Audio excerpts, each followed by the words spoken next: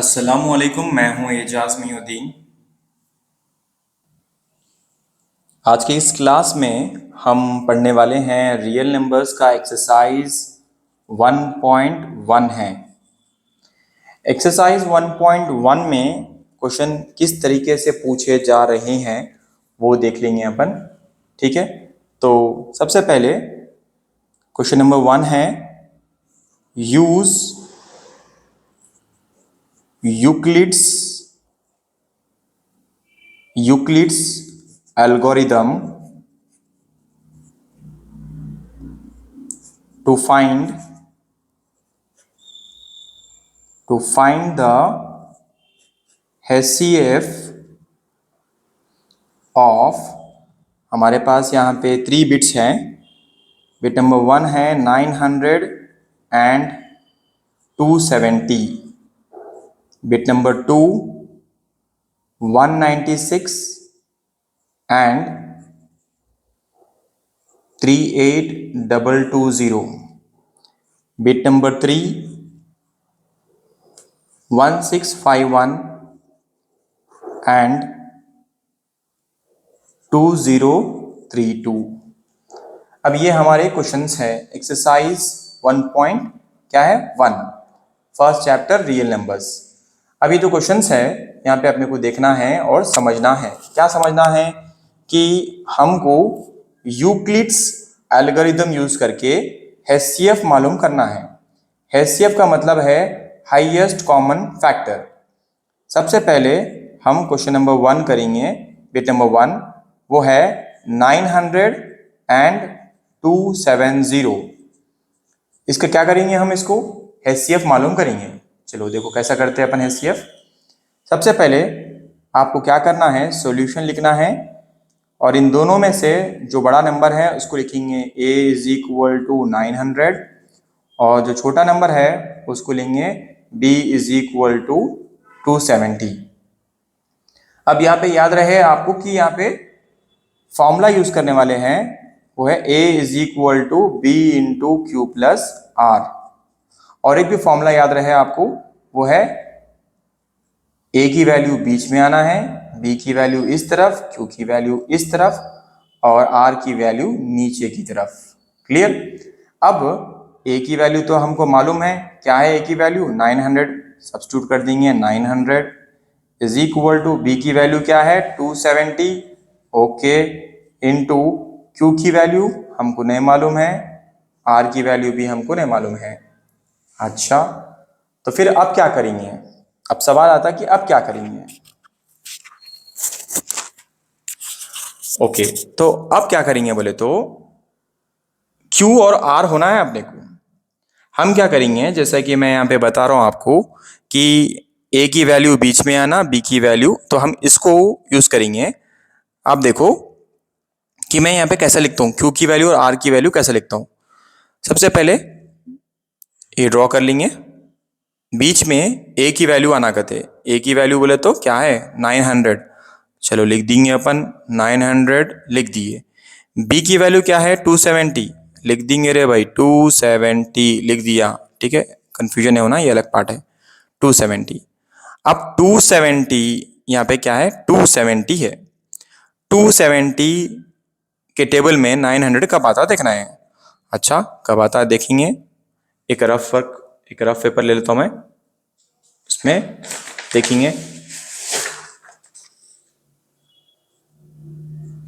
अगर मैं 270 इंटू 3 करा, 3 0 ज़ा 0, 3 7 ज़ा 21, 2 यहाँ पे दे देंगे, 3 2 ज़ा 6 7 8, 810 आ गया। अच्छा, 810 आ गया, ओके। तो मैं 270 इंटू 3 क्या आता 810 आता, ओके डन।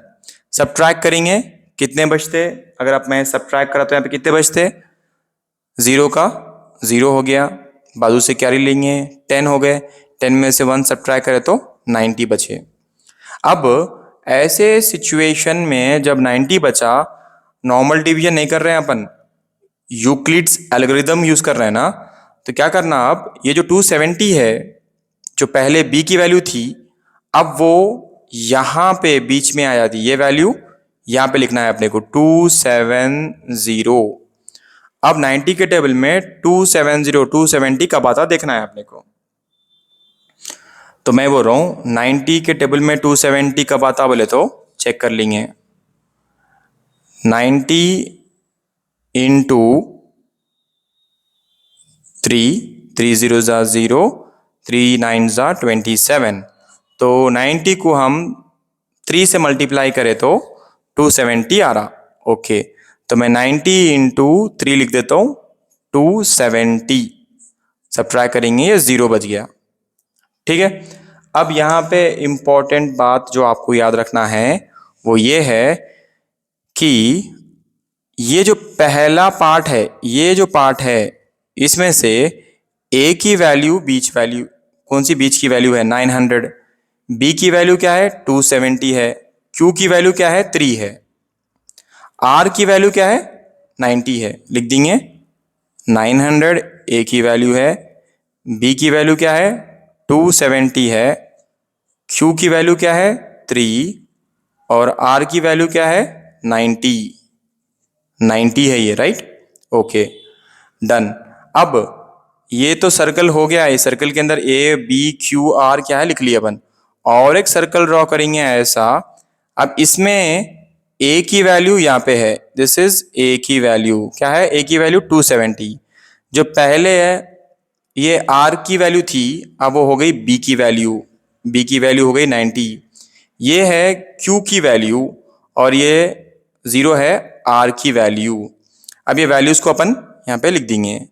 ए की वैल्यू क्या है इस सर्कल में से देखो आप, ए की वैल्यू क्या है 270, सो 270 इज इक्वल टू बी की वैल्यू क्या है 90, उसके बाद क्यू की वैल्यू क्या है 3 और आर की वैल्यू क्या है 0। अब यहाँ पे जैसा लास्ट में 0 आया, इज इक्वल टू के बाद जो भी वैल्यू है, यहाँ पे तो 90 है, वही हमारा therefore HCF is equal to 90।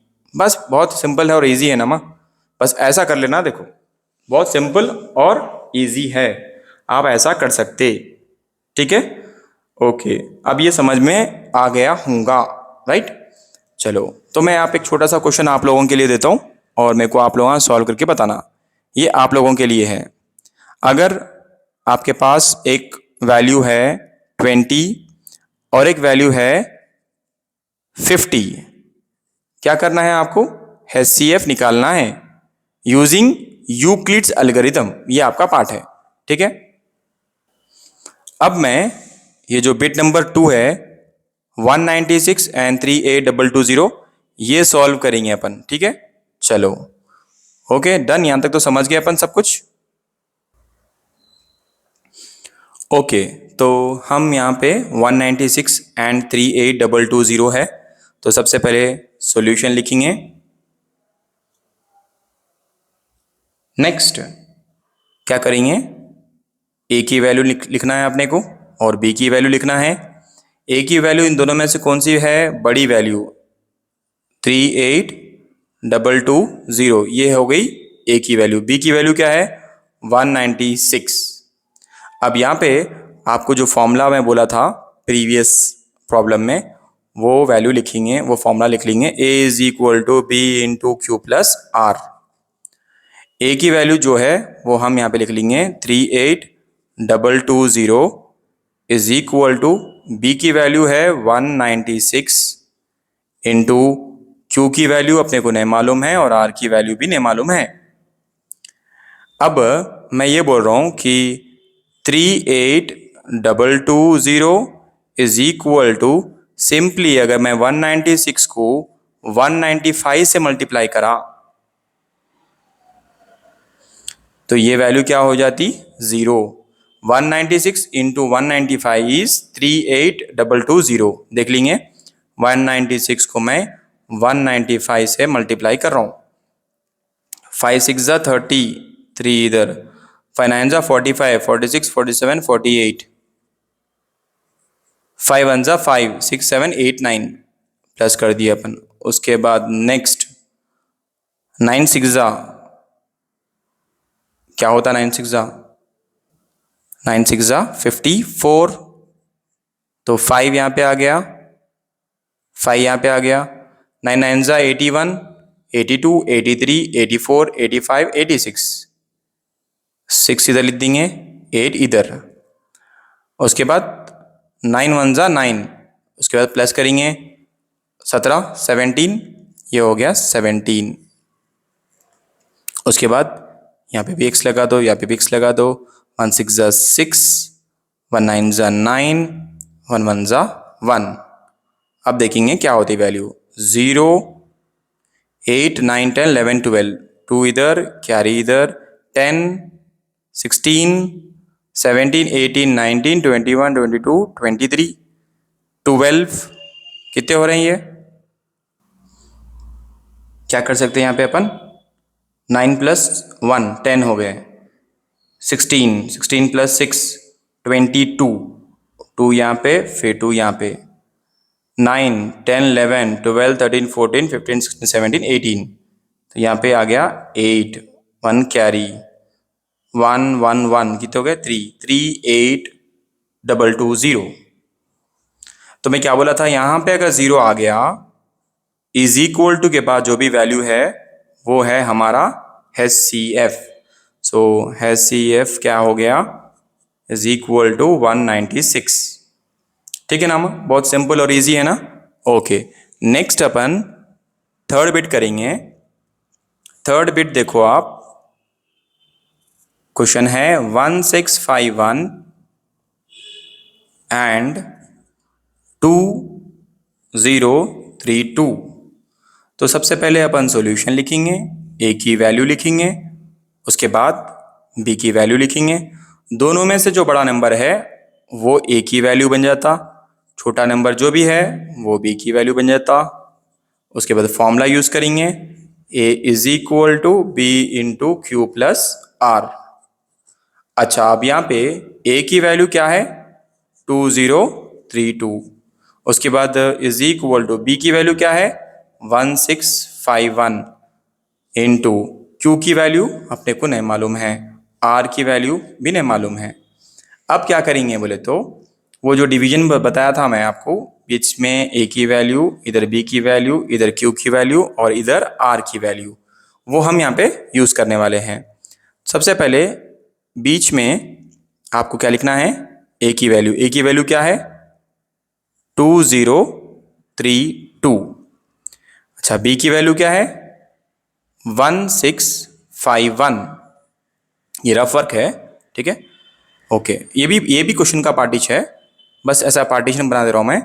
1651 और 1651 को हम किससे मल्टीप्लाई करेंगे, जो मल्टीप्लाई करने के बाद 2032 बन जाता।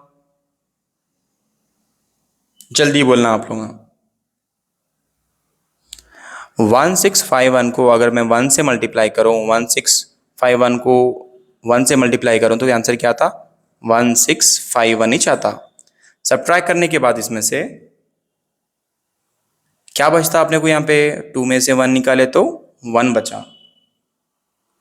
उसके बाद यहाँ पे 2 बचे हुए हैं, ठीक है, 2 बचे हुए हैं, मतलब कैरी ले लिया तो मैं 12 होता, तो 12 में से 5 निकाले तो कितने बचते, कितने बचते, यहाँ पे 2 में से 1 निकाल दिए तो 1 बचे, कैरी ले लिया मैं यहाँ पे 13 में से 5 निकालना, 6 7 8 9 10 11 12 13, मतलब 8 बचे।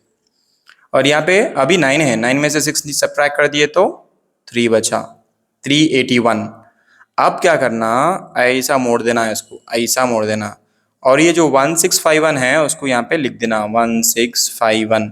अगर आपको दिखाई नहीं दे रहा तो कैमरे को ऐसा अपन यूट्यूब पे जूम इन करके भी देख सकते हैं, ठीक है। अब बचा मेरे पास 381 के टेबल में 1651 कब आता देखना है, सोचिए आप लोग।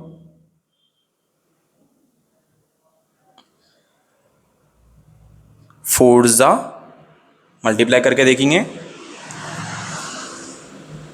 चलिए मल्टीप्लाई करके देखेंगे।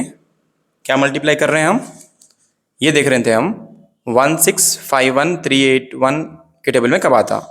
सो 381 को मैं मल्टीप्लाई करूँ 4 से तो क्या होता देखेंगे, 4 1 जा 4, 4 8 जा 32, 4 3 जा 12, 13 14 15, 1 5 2 4। ठीक है, क्या रहा अभी अपने को, 381 को हम मल्टीप्लाई कर रहे हैं किससे, 4 से, तो 4 से मल्टीप्लाई करें तो अपने को आ रहा 1524। अब सब्ट्रैक्ट करेंगे इसको, तो ये हो गया 11 में से 4 सब्ट्रैक्ट कर तो कितने बचते, 7, और ये 5 में, यहाँ पे 5 नहीं है अभी, 4 है, 4 में से 2 सब्ट्रैक्ट कर दी तो 2 बच गए, 6 में से 5 निकाले तो 1 बच गया,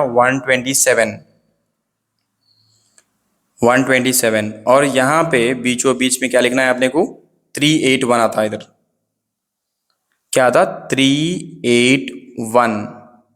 तो मैं मल्टीप्लाई करूं 127 को किससे मल्टीप्लाई करें तो 381 आता, 127 को किससे मल्टीप्लाई करूं,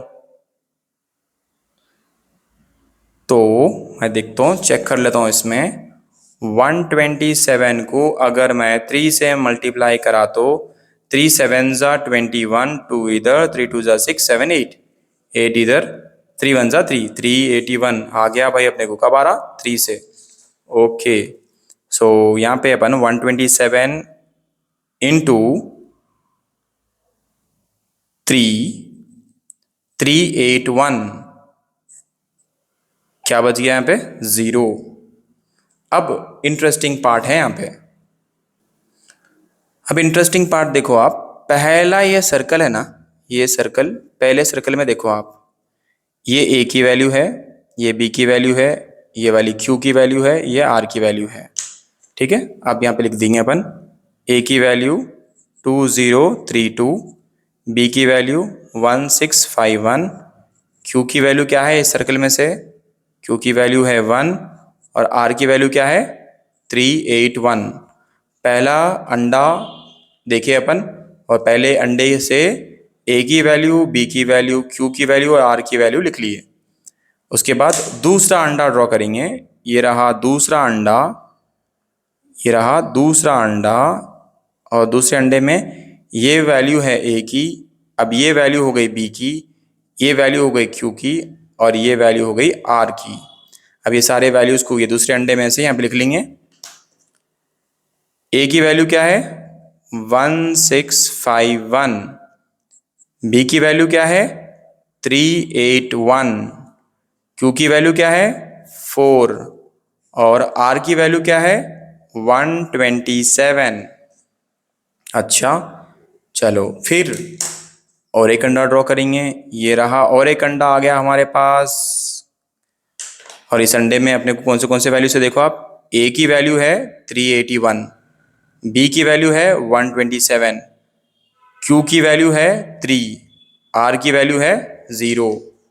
सब्स्टिट्यूट कर देंगे यहाँ पे, ए की वैल्यू क्या है 381, बी की वैल्यू क्या है 127, क्यू की वैल्यू क्या है 3, और आर की वैल्यू क्या है यहाँ पे 0।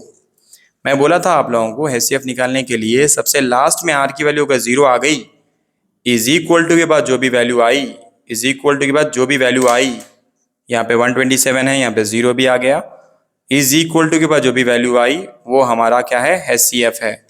तो मैं यहाँ पे लिख देता हूँ, therefore HCF is equal to 127। ठीक है, डन।